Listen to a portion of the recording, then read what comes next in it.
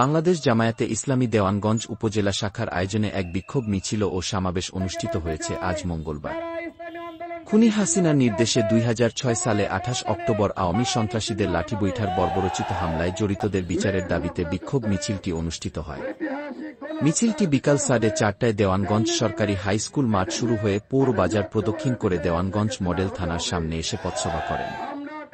প্রধান অতিথির বক্তব্য জামায়াতের আমির মাহবুবুর রহমান তালুকদার বলেন, কওমি আলেমদেরকে হেফাজতের নেতা ভাইদেরকে শাপলা চত্বরে হত্যা করা হয়েছে, এমনি ভাবে জামাতের নেতৃবর্গদেরকে তারা ফাঁসিতে লটকে শহীদ করে দিয়েছে, যাতে করে বাংলার জমিনে আর কোনো ইসলামী চেতনা মূল্যবোধ যেন টিকে না থাকে।